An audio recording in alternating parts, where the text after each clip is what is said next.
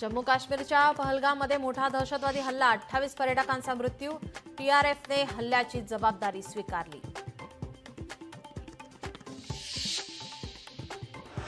पहलगाम हल्ल्यातील 4 दहशतवाद्यांचे फोटो समोर, पर्यटकांवर केला होता अंधाधुंद गोळीबार.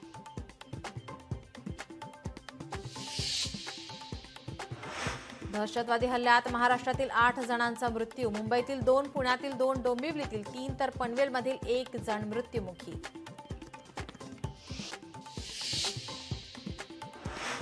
पहलगाममधील हत्यानंतर दिल्लीत हालचालींना वेग. पंतप्रधान मोदींच्या अध्यक्षतेखाली सुरक्षा विषयक समितीची तातडीची बैठक.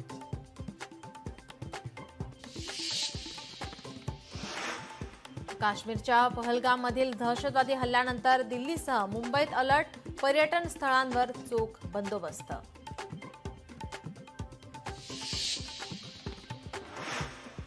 राजीनामा द्या, देशावर एक उपकार करा. संजय राऊतांचं केंद्रीय गृहमंत्री अमित शहांना उद्देशून ट्विट.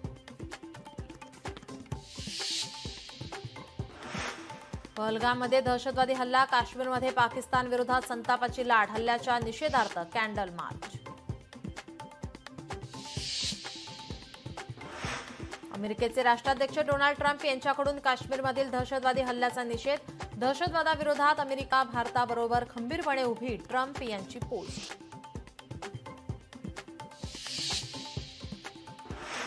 एअर इंडिया श्रीनगरहून दिल्ली, मुंबईसाठी अतिरिक्त 2 विमान चालवणार. काश्मीरमध्ये अडकलेल्या पर्यटकांना परत आणण्यासाठी निर्णय.